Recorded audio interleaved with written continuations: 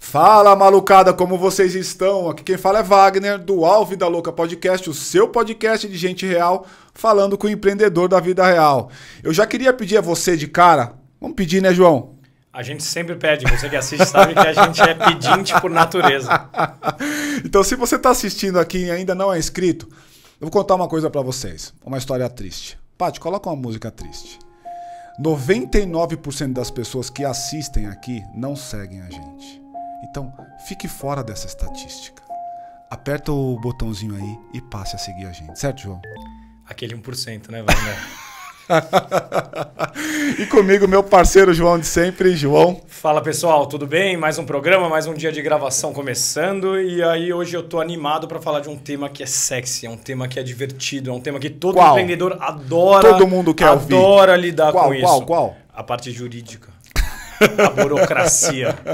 Quem não gosta desse tema? Não, mas é sério, é um dos temas mais importantes e é um dos temas que os empreendedores acho que tem mais dificuldade no Brasil. Estava vendo outra pesquisa esses dias, acho que do Global Entrepreneurship Monitor. Eles falam que o Brasil é o país mais burocrático do mundo para se empreender. Então, hoje a gente vai falar um pouquinho sobre como superar essas burocracias e usar o jurídico a seu favor e não ser inimigo do jurídico.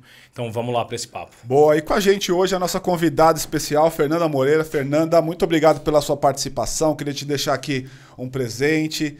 Pode ficar à vontade para abrir. Ninguém aqui sabe o que é, certamente não sabe ainda. Só o 1%, né? Que assiste sempre. Exato, só aquele 1% que é o inscrito, que está ali todo dia. Posso abrir? Claro. Por favor. Poxa. Eu nem dei oi pra ninguém, que eu não tô interessada em cumprimentar ninguém. Já fui direto pro presente. Muito bom. Ah, que legal. Uma coisa que advogado precisa muito, exato, né? Uma exato. caneca pra tomar café. O desafio, eu vou ficar olhando agora todo dia os seus stories para ver se você usou pelo menos um dia. Pelo menos um dia. Pelo tá menos bom, um dia, vou exato.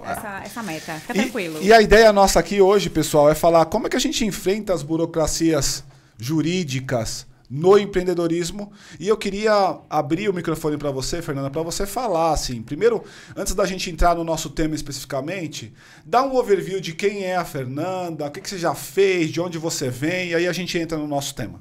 Bom, primeiro, obrigada pelo convite, adorei a proposta do podcast, acho que vocês estão numa pegada muito legal mesmo. Eu me chamo Fernanda, sou advogada, mas antes de ser advogada sou mãe, né? Sou ser humano. Entrei na faculdade já mais velha, com 24 anos, então já tinha ali uma carga diferente, né? E já queria ser advogada. Já tava, por algum motivo específico ou coisas da vida? Não, assim, jornalismo não queria, tava assim, acho que não, né? Jornalismo não tava legal. Você fazia jornalismo? Não, eu pensei, opções, o que eu vou fazer, né? Porque matemática não é meu forte. Aí falei, arquitetura, mas eu não sei desenhar, né? E aí eu fui eliminando, bicho, não sobrou muita coisa, entendeu? Eu falei, vai ter que ser direito, que dá pra fazer alguma coisa. E aí escolhi direito, entrei. Nessa época eu já sempre fiz as minhas coisinhas, meus corres pra ter meu dinheirinho e tudo mais.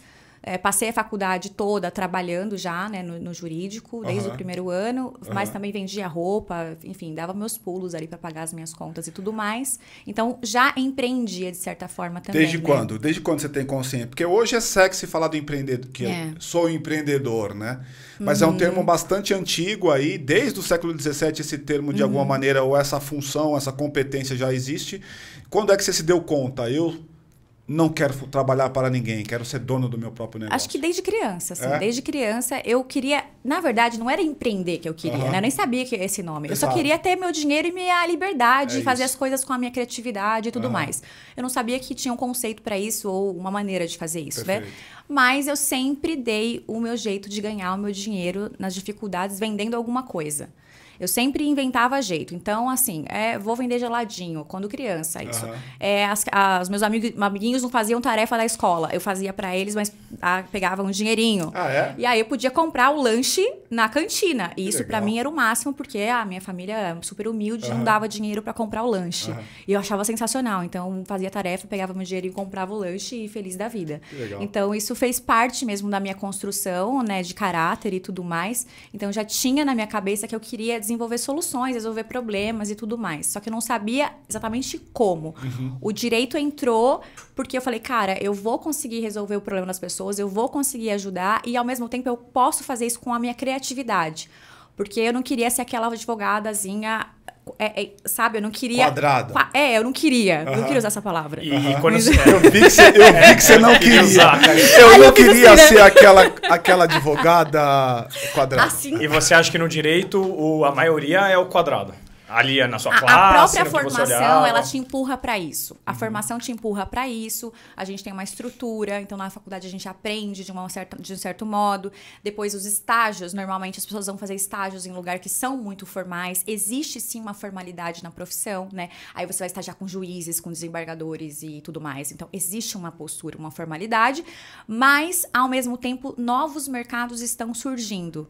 E a partir do surgimento desses novos mercados, eu digo o mercado da economia mesmo, abre também novas portas para vários tipos de advogados. Então, eu encontrei essas empresas que são inovadoras, de base tecnológica, que hoje eu me dedico na maior parte do tempo. Ah, é? Hoje é seu público principal, hoje é meu tá público dentro principal, de nova economia? Startups e tudo mais. Atendo empresas tradicionais, atendo pequenos negócios. Em qual proporção também. você está trabalhando com startups? Qual que é a equação entre... 90%. Caraca, Tá crescendo bastante.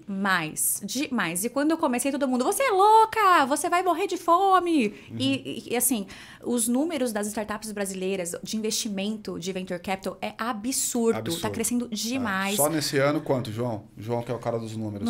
8 bi, mas 8 agora eu bi. preciso checar. Eu acho que é 8 isso bi. mesmo. É isso. Eu recebi também essa notícia. Exato, É isso mesmo. Eu não ia te deixar na berlinda, não, tá? Eu sabia o Você nome. sabia, você queria ver se eu sabia também. Ufa! O João tem uma característica que ele é diferente, né? Ele é jornalista, mas ele adora números, cara. Não é que o jornalista Isso é estranho, não adora, né? mas ele gosta Ele muito gosta. de números. Que legal. Ele é esse cara aqui no podcast. Toda hora ele traz um dado. É muito importante, porque daí a gente valida que a gente tá falando, né? Claro, valida total. o que a gente tá falando. Exatamente, assim, acho que isso vem um pouco de lá de trás, porque quando você está falando de empreendedorismo, de mercado, essas coisas, não são outras áreas de jornalismo, tipo cultural, etc., que você vai só falar. Você precisa trazer alguma coisa que embase o que você está falando. Claro. Senão, hoje em dia todo mundo fala baseado em dados do novo petróleo. Que dados? Pô, e o jornalista tem que ignorar esse mundo? Eu acho que não. Então vamos seguir nessa. Concordo muito.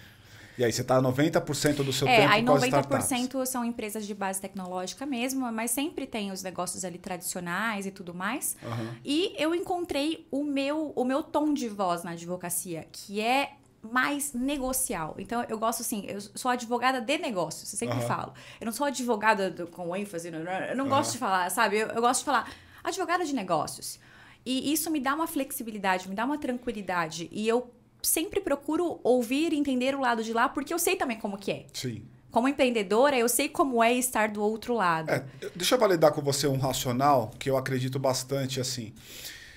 Como eu atendo grandes empresas, então o jurídico, ele normalmente é aquele cara que está do outro lado da mesa com as travas para aquele cara que está desenvolvendo um negócio eventualmente não ir à frente. Porque tem esse risco, aquele compliance, aquele risco, aquele compliance. Me parece até que muitas vezes, tanto jurídico como compliance, são duas áreas que estão sempre muito preocupadas com risco, tem baixo apetite a risco. E quando você fala de empreendedorismo, em qualquer monta, não existe empreendedorismo sem risco. O próprio conceito do empreendedorismo é uma disrupção criativa. Eu tenho que destruir o que estava para construir o novo, e isso traz risco. Como é que você vê a dualidade entre o jurídico como um travador de negócios versus na nova economia? E eu falo bastante de nova economia, parece que eu estou repetindo de maneira boboca, mas não, é porque ela está trazendo aqui que a maior parte dos clientes dela são de base tecnológica, que me remete a pensar que está dentro do espectro da nova economia. Então, como é que você vê essa dualidade entre jurídico travador de negócios e aquele que habilita, que encontra oportunidades para fazer novos negócios? Eu acho que essa mentalidade de pensar que o jurídico é travador de negócio vem muito dessa abordagem que a gente dá no Brasil a cumprimento de regras.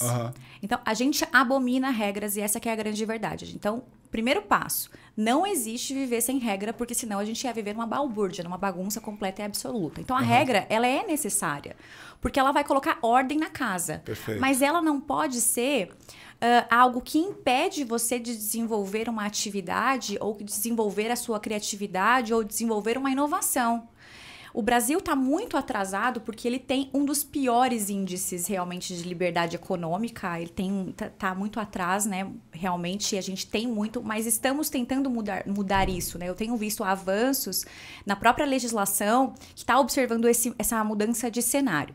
Então, primeiro, a própria mentalidade das pessoas de enxergar o jurídico como um problema e não como... O jurídico não é para travar nada, não é para interromper, não é para impedir.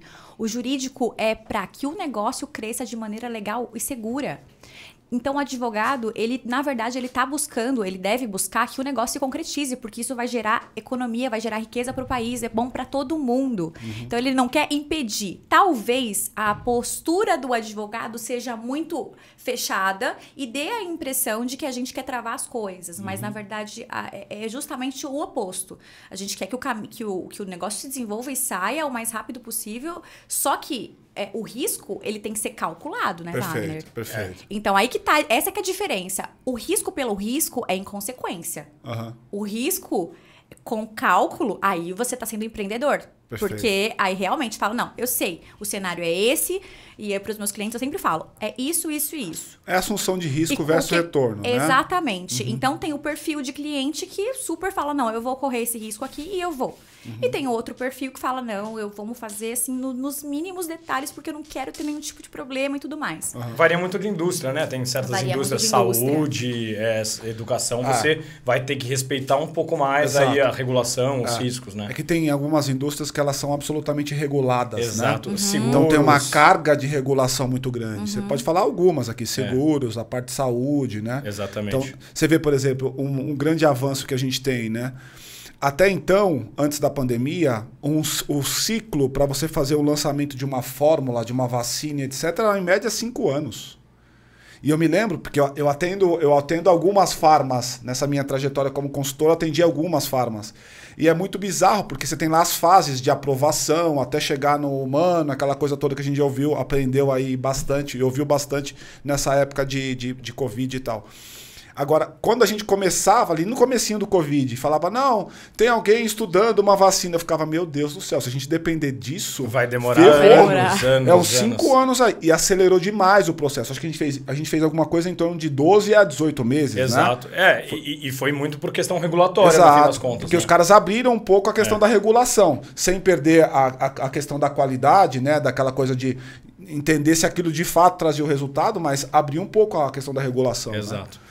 Eu acho que seria legal a gente falar um pouquinho sobre em que momento do empreendedorismo é importante você buscar assessoria jurídica. Porque acho que é pouco factível você pensar no empreendedor que acabou de começar o negócio dele, não tem dinheiro para contratar nem o segundo funcionário dele, está meio ele ali com o sócio tocando o negócio, ele já vai procurar assessoria jurídica? Acho que não. Em que momento que ele tem que procurar? No momento que você começa a escalar o negócio? É no momento que você começa a gerar um faturamento maiorzinho? Ou desde o começo, na hora que você vai registrar, se é MEI, se é EPP, quando você vai registrar a empresa, já precisa de uma assessoria jurídica?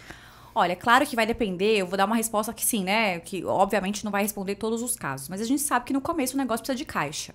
E é o que você falou. Puxa, eu preciso de dinheiro para contratar uma pessoa para desenvolver o produto, ou para atendimento, sei lá o quê. E eu não vou gastar esse dinheiro e direcionar para o jurídico, não faz sentido. Então, uma vez que o negócio esteja validado e esteja rodando, e que não precise necessariamente, porque tem negócio que ele precisa nascer já meio que formalizado, porque senão você não vai conseguir nem operar, você não vai conseguir nem desenvolver a atividade, porque vai ficar no entrave. Mas a gente tá falando do pequeno empreendedor que consegue fazer ali, tá no MEI, por exemplo, ou sei lá, da pessoa física e precisa, né, fazer ali o comércio dele ou o negócio dele. Ele precisa se preocupar à medida que o volume de trabalho aumenta. Por quê? porque a gente está falando de risco novamente. Então, quanto mais exposto eu estou, com mais relações, maior a minha chance de ter problema. Então, aí tem problema, assim, de tudo. Aqui eu vou ficar distrita à minha área, que é contratual e societária, né? Então, a gente já começa com um problema patrimonial, confusão ali entre o sócio e a empresa. Pessoa física e jurídica, que é o clássico do empreendedor, né? Pega o dinheiro da empresa, coloca na conta e paga não sei o que lá. Esse é o principal problema que você encontra Esse pro empreendedor que está começando. Não é o tipo do meu cliente que já validou o negócio. Os teus clientes já validaram Os meus clientes já validaram, já estão no mercado há algum tempo e já estão recebendo investimento para... Que é ótimo para você, já tem um pouco mais de grana para poder pagar. Também não é ruim, né? Não é ruim. Não é ruim. Mas ela recebe direto do fundo de VC e já vem direto para ela. Nada, bem que eu queria. Nada. Mas tem essa diferença, sabe? Desse início. Então, nem faz sentido você investir no jurídico para deixar tudo... O que adianta você ter um acordo de sócio se daqui 3 meses você vai quebrar? Entendeu? Então, você tem que ser... Eu sou bem realista. Bem pé no chão. Bem pé no chão. Então, é claro, você tem um app, você tem proteção de dados, você tem outro...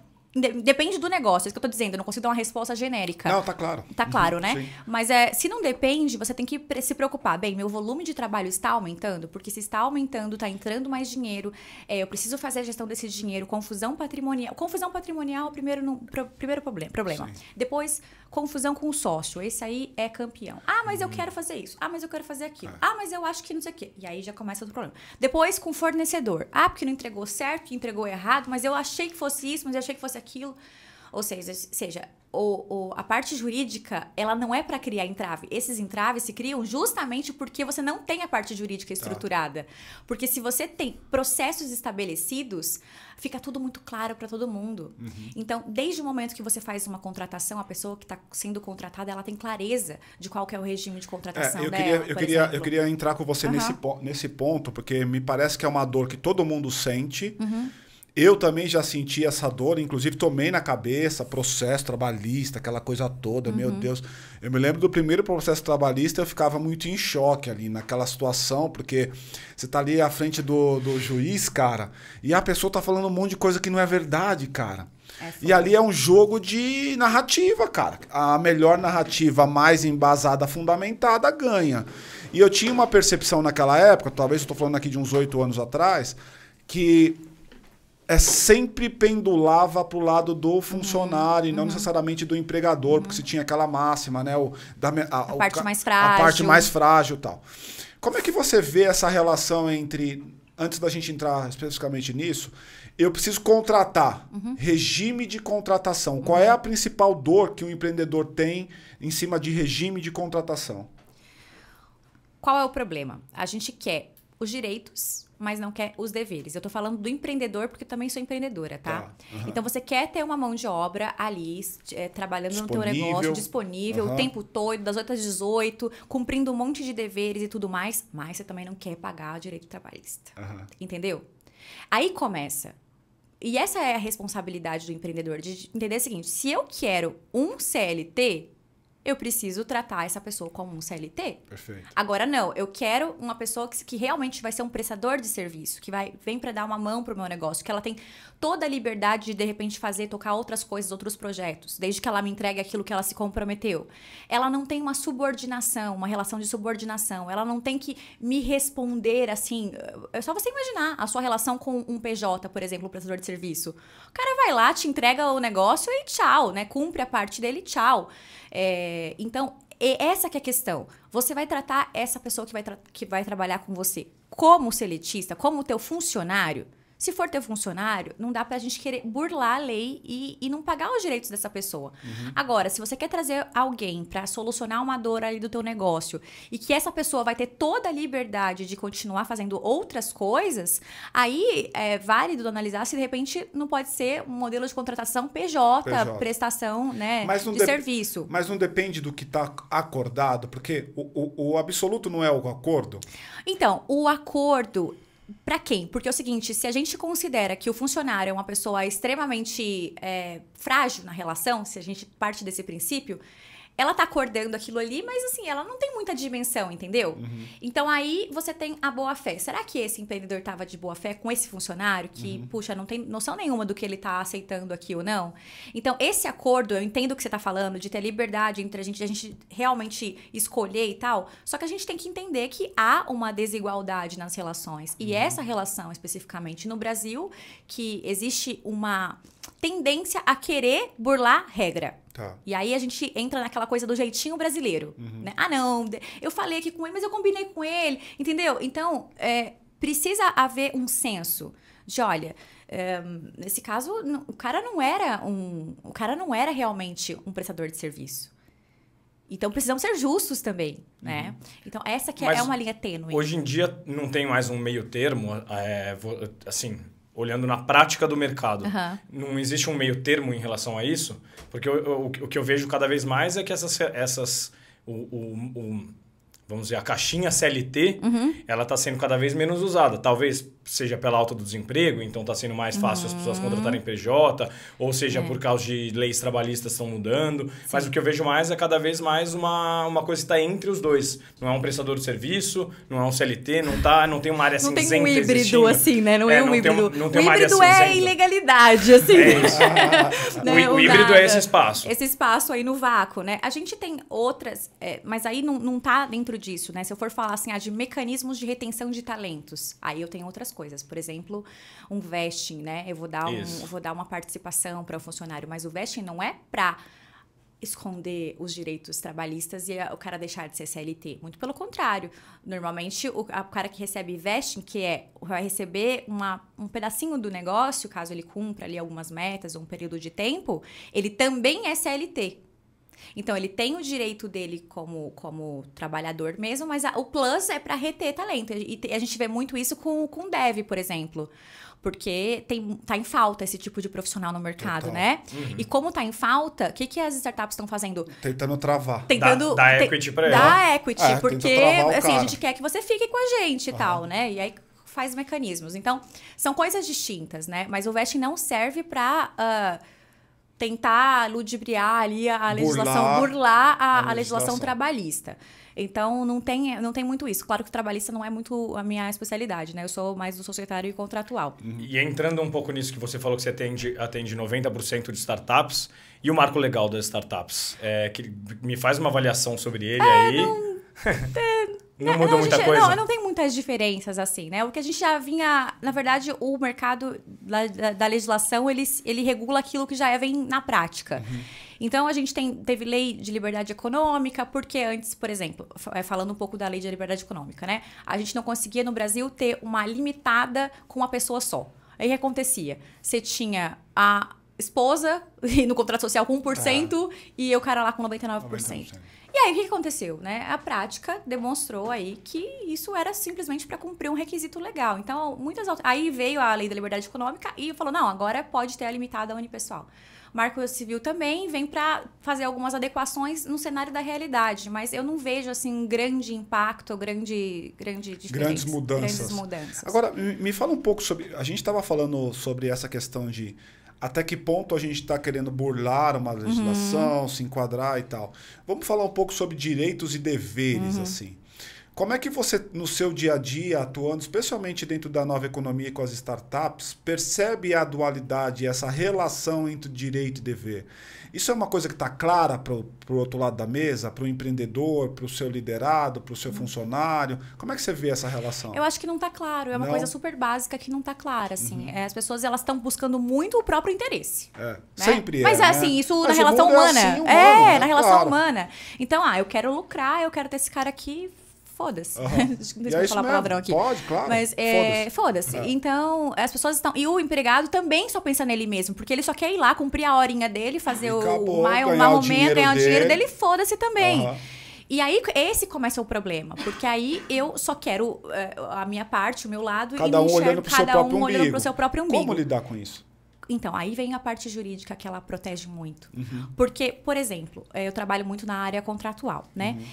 O contrato, muita gente fala assim, não, o contrato é só pra gente assinar lá, pra tá tudo certinho, não ter problema. Não.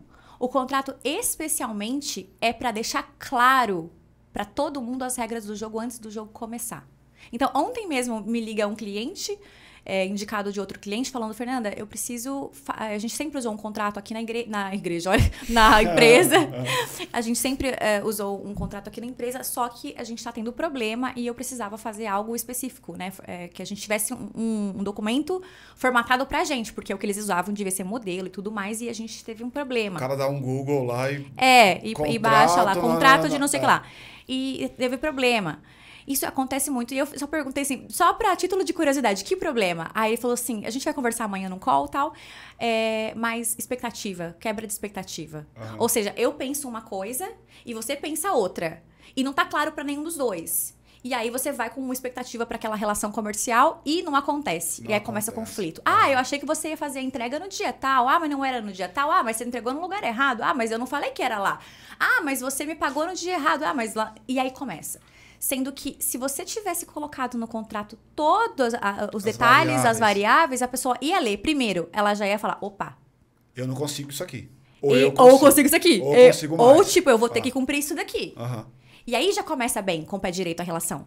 Porque daí o cara já entra sabendo que ele tem deveres naquela relação. Ele lembra, entendeu? Sim. Aquele movimento natural que as pessoas deveriam ter de entender que as obrigações tal, o contrato vem pra já deixar bem claro. Eu concordo muito com isso. Eu tenho uma sensação, inclusive, que a gente... Justamente esse espaço, quando eu pego, pra você poder ficar à vontade de tomar o seu café e sua água. Obrigada. Né? Exato. Comer não é enfeite. Não é enfeite. Isso aqui não é... Como é que chama? Não é... É cenográfico. Cenográfico. Bom, eu tenho uma sensação que o principal problema de qualquer tipo de negócio, especialmente aquele que está baseado numa sociedade, as pessoas têm muita dificuldade de falar o interesse delas. Então é mais ou menos assim, ó, tô com você aqui, a gente vai fazer uma parceria e nós vamos fazer um negócio UAU mais a tua empresa de direito e tal.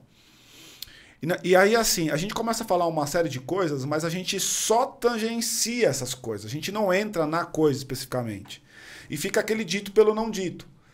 E isso, quando você vai para a materialização na prática, vendi produto, vendi serviço, materializou, você não consegue ter a clareza de qual que era o meu papel, o teu papel. Porque as pessoas, por medo de entrar num conflito logo de cara, porque esse é uma outra variável. Né? Essa é uma outra variável. As pessoas têm muita dificuldade de se posicionar. Eu prefiro começar com você e falar assim, João, a nossa relação é essa. Ó.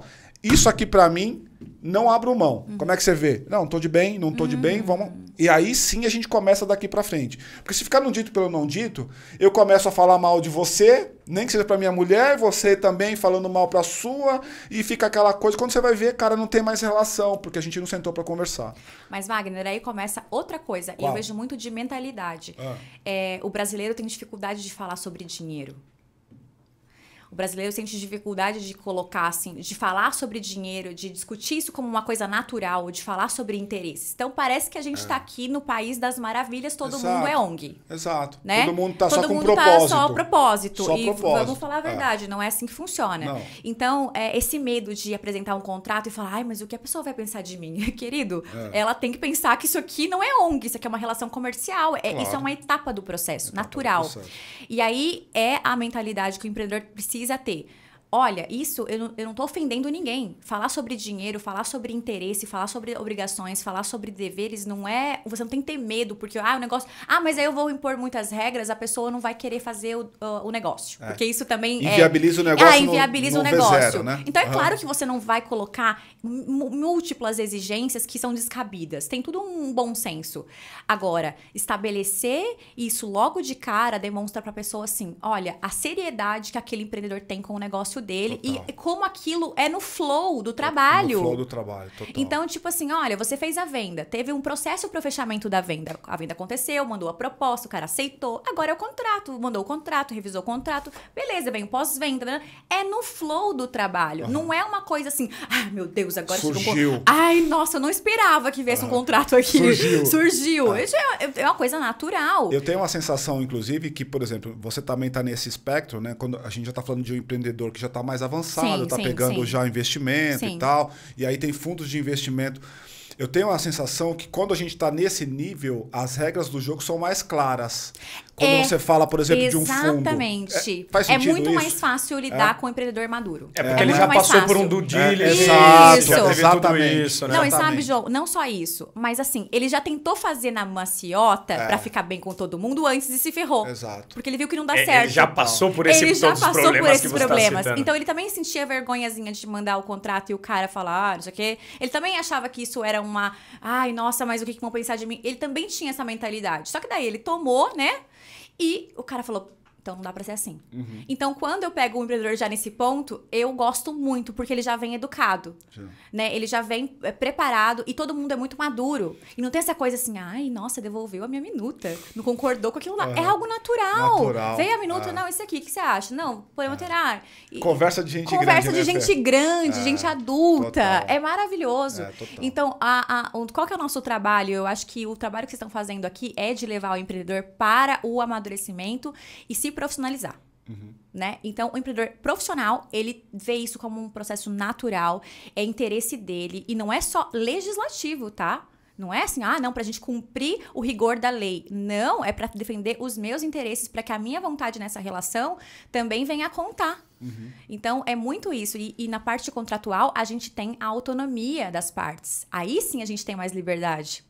Então, eu gosto muito dessa área justamente por essa razão, porque lá no trabalhista a gente fica um pouco mais preso, por exemplo, né?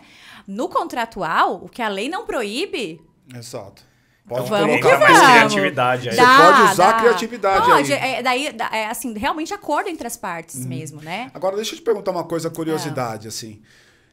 Quais são os principais problemas que você encontrou ao longo da tua trajetória no que diz respeito à sociedade? Porque essa é uma dor que o empreendedor em geral tem. E que aparece no começo, né? Wagner, por exemplo, eu não gosto de empreitada solo. Eu acho que isso complementa. Por exemplo, eu acho que a entrada do João aqui complementou demais a equação. Porque ele me dá respiro. Então, na hora que ele tá entrando, eu pensei numa outra coisa, a gente se completa na equação. E nem dá pra imaginar esse isso negócio. Sem vocês exatamente, dois, né? Exatamente. Então, isso aqui combinou, independente de qual tipo de relação a gente tem, combinou pra tocada deste negócio. Se isso aqui fosse um empreendimento e eu fosse o sócio dele, teria funcionado. Agora, que tipo de problemas você encontrou ou você encontra na grande maioria das pessoas que você atende, dos empreendedores que você atende?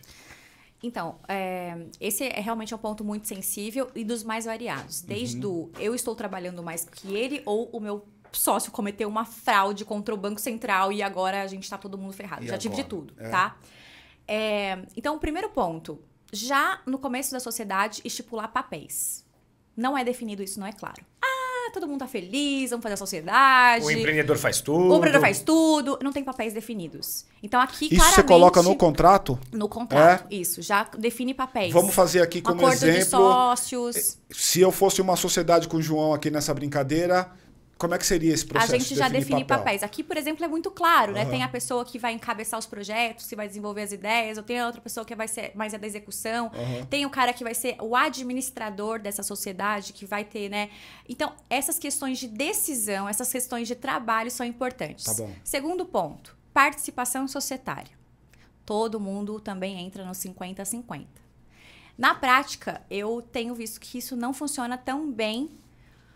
Depende muito das pessoas envolvidas, obviamente. Mas por quê? Porque nunca é 50-50 o esforço. 50-50. Sempre alguém puxa um pouco mais. E se essa pessoa for... E aí eu acho que entra essa coisa do... A gente tem dificuldade de entrar numa conversa mais dura e acaba aceitando 50-50. Bora no 50-50. Mesmo que no meu coração junto, tenha aqui um pelinho dizendo, mas eu acho que eu tô fazendo mais. mais. Eu acho que eu sou 60. Mas desculpa, eu te cortei. Eu acho que eu sou 60. Eu acho que eu sou 60. Né?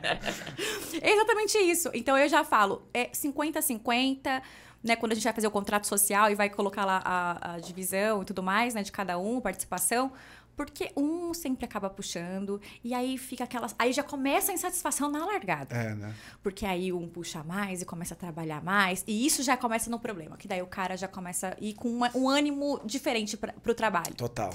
Aí vai acumulando outras coisas, porque daí o cara esquece alguma coisa, outro dia não vai trabalhar, outro Fala dia... um pouco disso, Fê. Fala um pouco disso, porque eu acho que isso aqui é importante também, que é a questão do ânimo. No ânimo, né? Então, por exemplo, eu, na minha trajetória... durante algum tempo, e faço isso inclusive até hoje, busco startups para alguns fundos, para algumas pessoas colocarem dinheiro. Aí o cara tem uma expectativa de que, tá bom, a startup tá lá, eu sou o urso. E como é que você faz o amor com o urso, João? Do jeito que ele quiser. Do jeito que ele quiser. Então, eu sou o urso, o cara ali é o objeto do amor.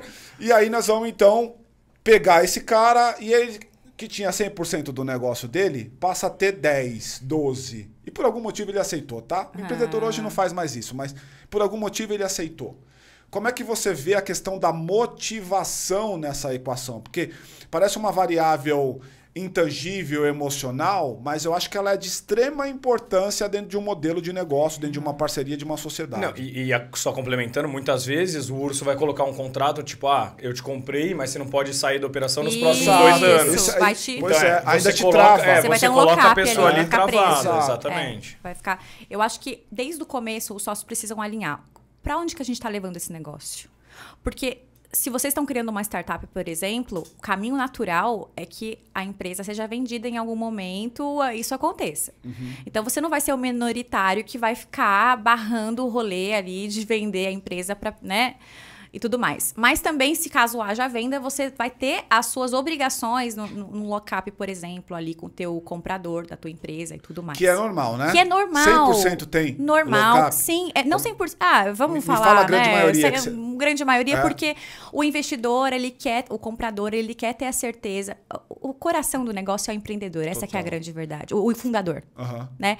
E aí, se a gente tira o fundador da operação, o que acontece? Né? Perde aquela energia. Então, quando é uma empresa vendida, você pode ver a Nativosa que vendeu, né, para um grupo, a empresa e tudo mais, ela continua à frente. Ela não saiu, eles não querem que ela saia. Ela vendeu 100%? Não, acho que não vendeu 100%, mas continua na operação. E ela continua é um fenômeno, né, fenômeno. E isso é muito importante porque o investidor, ele não quer que o empreendedor saia. Ele não quer, porque justamente ele é o perfume do negócio e é o que faz o negócio dar certo. Então, é natural que haja, assim, ficar aí por alguns anos até que o negócio... É um momento de transição. É um momento de transição para você passar o know-how também. Tem muita mudança de equipe, de gestão, governança corporativa ali. Então, é algum caminho natural. Você falou de papéis e responsabilidades, você falou de participação societária. O que mais? E parece meio óbvio, assim, mas saber quem é a pessoa que você está fazendo sociedade. Porque eu vejo, assim, muita gente fazendo sociedade pela ocasião, pelas circunstâncias. Tipo assim, esbarrei com você, achei você super legal, Wagner. Nossa, deu sinergia aqui, deu match. E aí, vamos abrir um negócio? Acontece muito isso, tá? Contei minha ideia para alguém, a pessoa animou. Opa, vamos aí, né? Vai que vai. E aí, você não sabe como essa pessoa reage em momentos de pressão. Você não sabe como essa pessoa reage em momentos de dificuldade. Você não sabe se essa pessoa é explosiva, se ela é calma. E no final das contas, na gestão de um negócio, a inteligência emocional é muito importante. Porque você não pode ter uma bomba relógio do teu lado e você também não pode ter uma pessoa extremamente passiva, porque isso atrapalha, né, no avanço das coisas. Então, você precisa identificar se esse cara realmente serve para ser seu sócio, sabe? E não exigir que ele seja igual a você, porque daí não tem por que ser uma sociedade, né? Mas que dá para contar com aquela pessoa, que aquela pessoa não vai te passar a perna, né? Tem uma dica aí, então, de não ser igual a você? Porque normalmente é assim, eu tenho a impressão que leões caçam com leões. Um leão, ele não quer caçar com um jaguar, ainda que o jaguar seja um bicho muito forte, etc.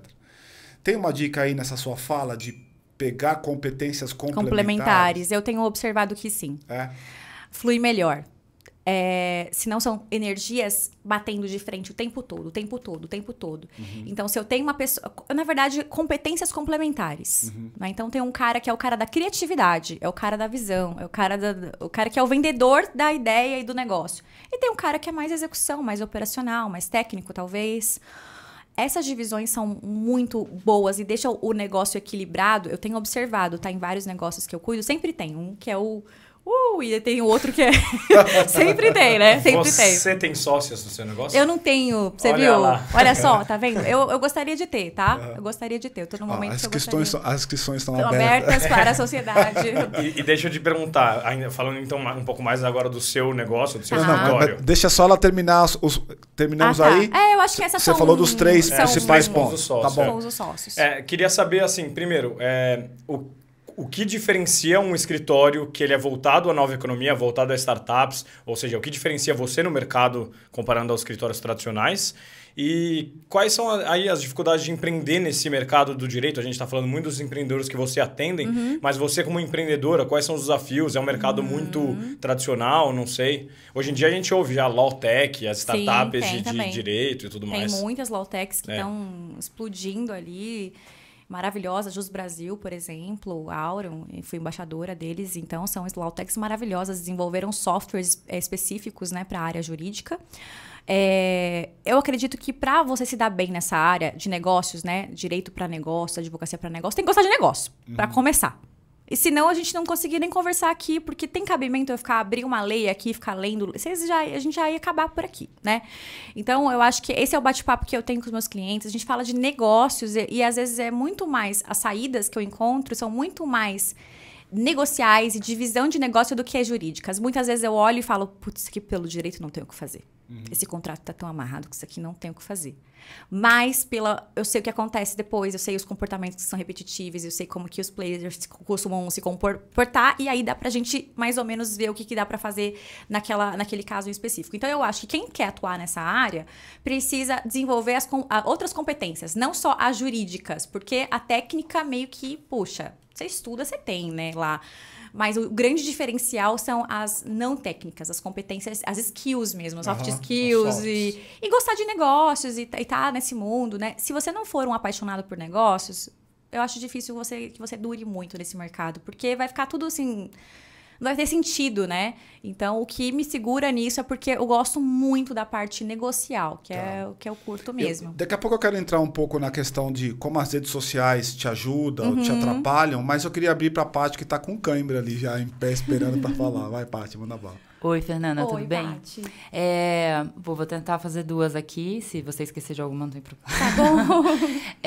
A primeira, no mercado criativo, né, da indústria criativa, a gente trabalha muito com freela. Então, a gente paga uma diária. Tá. E, geralmente, a gente não faz contrato nunca com diária, porque, vamos pensar assim, eu vou contratar diária, se a pessoa não aparecer, eu não vou entrar num processo judicial com ela porque ela não compareceu. Então, a prática no mercado é quando é diária, você não faz contrato nenhum. Qual que é a sua recomendação nesse sentido? Então, mas olha só, vamos supor que você fez um big projeto e contratou um freela. E tem locação de local e de câmera e não sei o que lá. E você está contando com aquela pessoa, que ela apareça, né? Que ela cumpra ali a obrigação dela de aparecer. E aí? Aí o cara não aparece. Aí você pagou locação, pagou câmera, para não sei. Então, o ideal Tua imagem foi lá. Mas se eu tiver um contrato, qual que seria, como empreendedor, então, qual que seria a minha? O ideal seria que o freela desse um contrato para você, né? O profissional, ele já fornecesse um contrato de prestação de serviço, porque nesse caso ele é o contratado, não é? Ele que contrata. Então, você pode pedir para ele, você tem um contrato? Ele não vai ter, né? O contrato. Esse que é o problema desse mercado criativo que você falou, que as pessoas realmente elas não cuidam desses detalhes. Então, você pode fornecer o contrato para ela, uma minutinha de prestação de serviço. É uma prestação de serviço, tá? Ainda que seja de um dia só.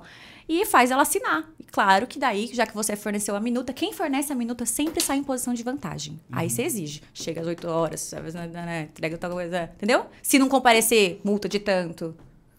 E posso só emendar uma pergunta nesse sentido? Um e-mail, uma troca de mensagem no WhatsApp, etc. Tem valor jurídico nessa hora? Tem validade. Isso é uma boa pergunta. Tem validade. O contrato não é somente aquele documento formalizado ali, né? A gente tem um contrato verbal também, só que o verbal a gente consegue fazer prova. Então, o ideal é que a gente documente isso por e-mail. Só que, na prática, eu não gosto muito... Funciona, claro, porque a gente vai falar do judiciário depois, tá? Mas a gente não quer judiciário. Essa que é a questão, né? E aquelas coisas do tipo, ainda, já passo pra você de novo, tá, Paty? Mas aqui nessa aqui, que mandei um e-mail e o cara mete um louco do tipo, não recebi o e-mail. O que acontece? Pode acontecer. Justamente por isso que eu tô te dizendo. Que eu prefiro, o contrato é o meio mais seguro, mais tranquilo. Se for por e-mail, você tem que ter um de acordo, você tem que ter uma devolutiva. Aguardo a resposta. Uma confirmação. E a segunda é um pouco a respeito sobre medo, né? Então, aí, talvez o comportamento. O que você sugere, além da informação e do conhecimento? Eu já tive, assim, vários amigos empreendedores, meus pais, inclusive. A minha mãe mora na Espanha e ela fala muito lá que para eles contratarem alguém é um negócio, assim, muito demorado, porque a quantidade de problemas que você pode ter contratando alguém para depois demitir é bastante burocrático, por exemplo, na Espanha. E eu vejo aqui muitos amigos falando... Mais que o Brasil? Hã? Nossa, é isso que eu ia falar. Eu acho que é feio o negócio lá.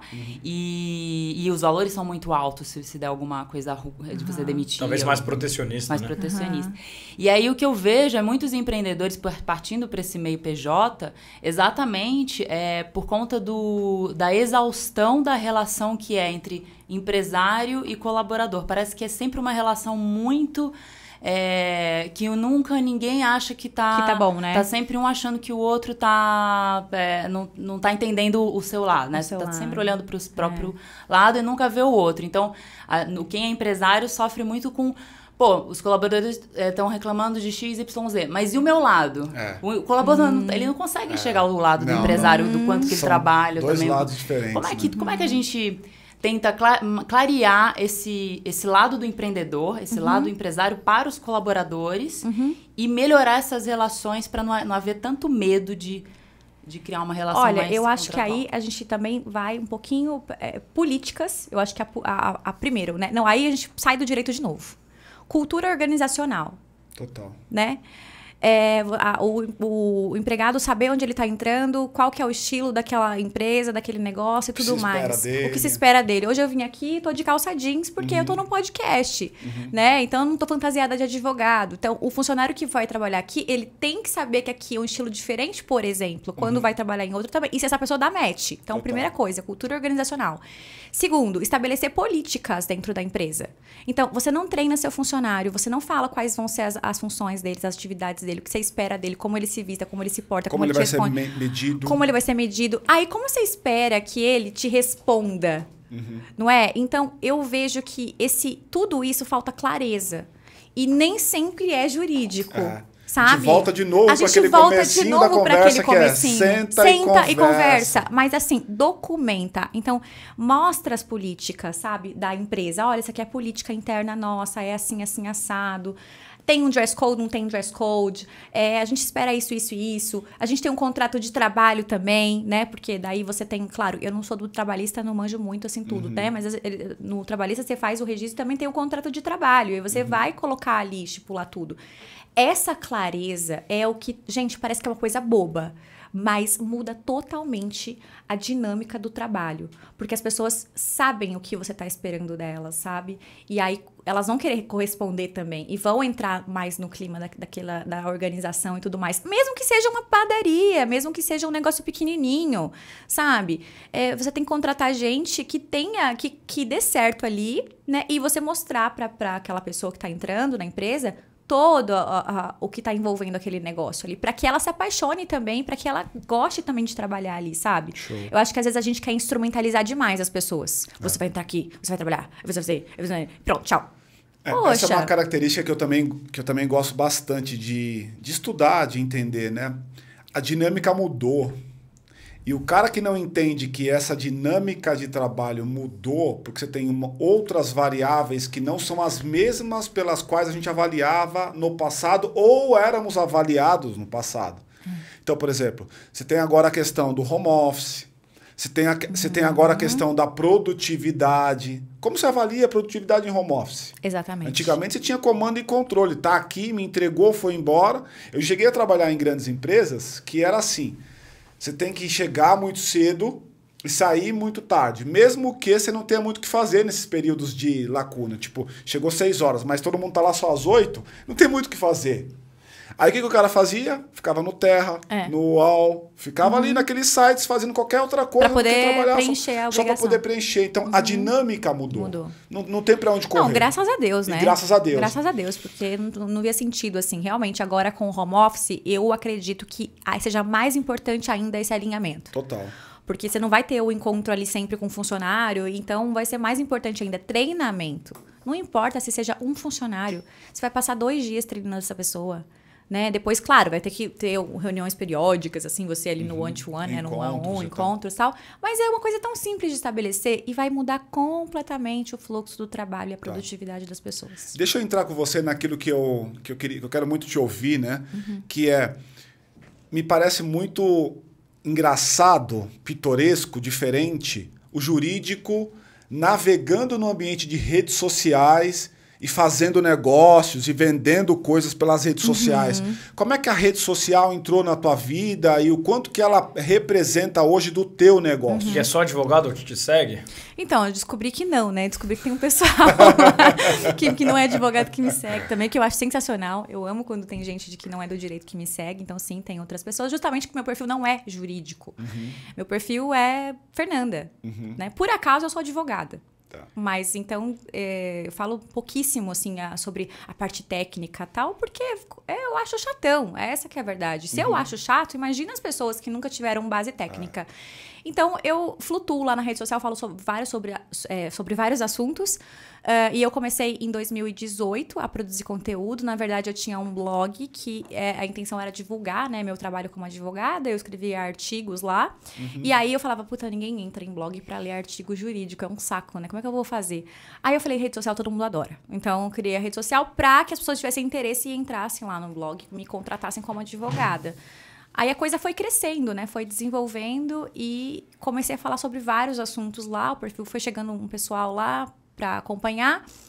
E depois de, sei lá, 3 anos ali, me pediam muito pra falar, tá, mas como que faz, né? Como que você virou advogado? O que eu tenho que saber? De onde que eu começo? Como que eu construo uma carreira ou um negócio?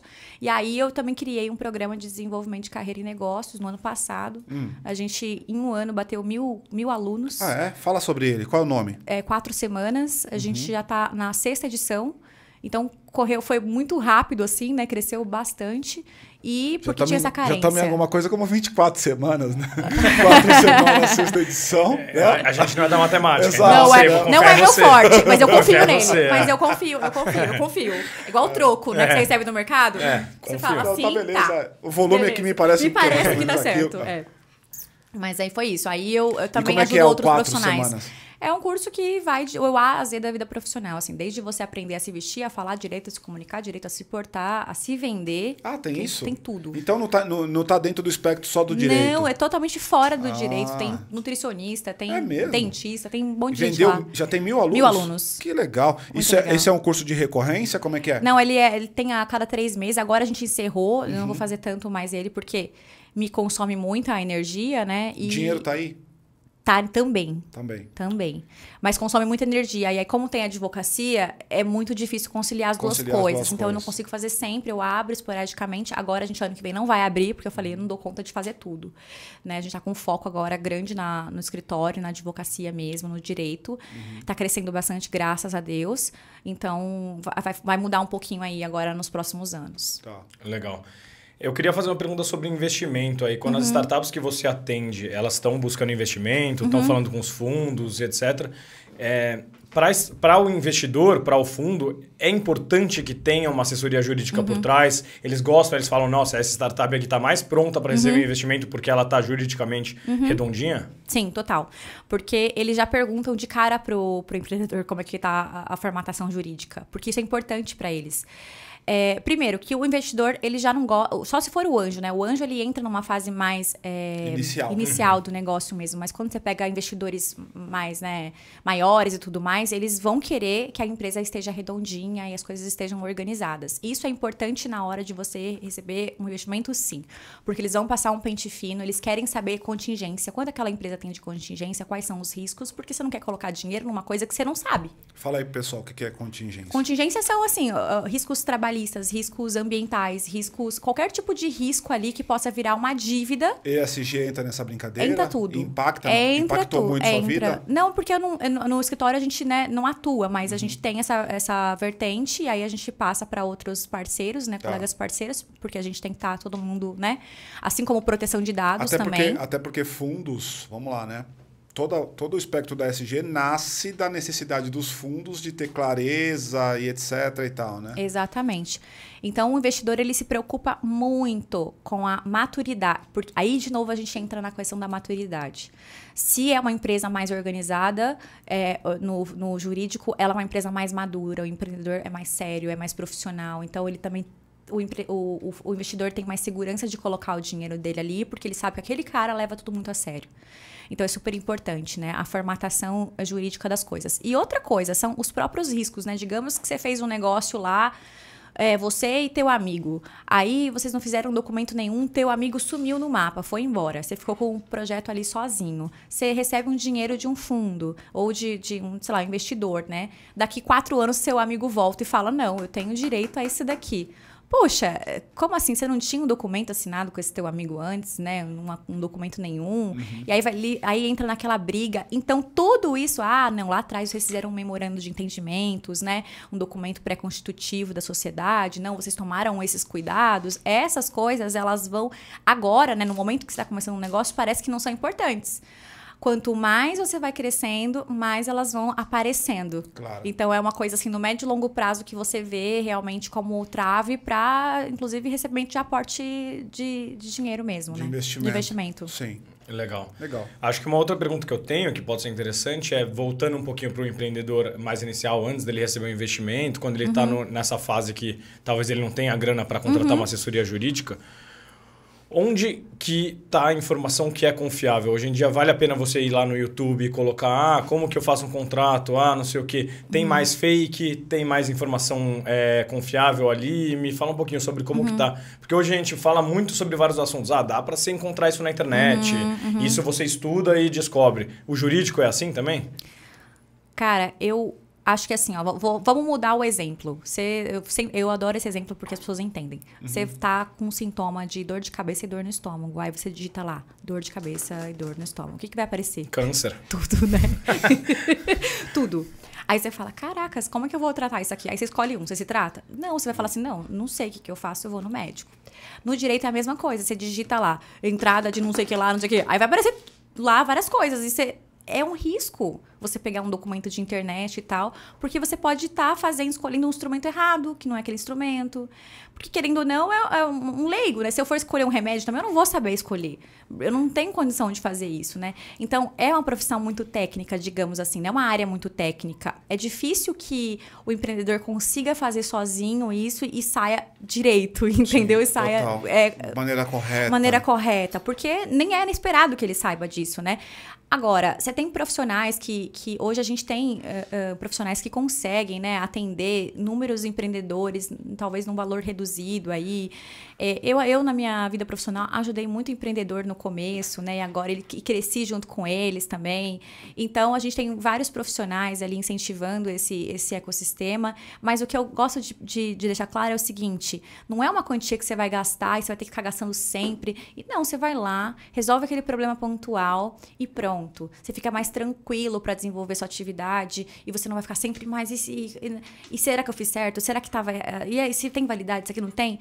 Então, é uma dor de cabeça que eu acho que não vale a pena, entendeu? Então, você tem muitos profissionais trabalhando nessa área que vão conseguir atender num preço que talvez caiba no teu bolso, porque daí a gente tem para todos os gostos, né? Total. Como qualquer médico, você tem, né, o mais top, então tem para todos os gostos, tem bons profissionais num preço mais acessível, digamos, mas que isso vai te dar uma paz, uma tranquilidade que não tem preço.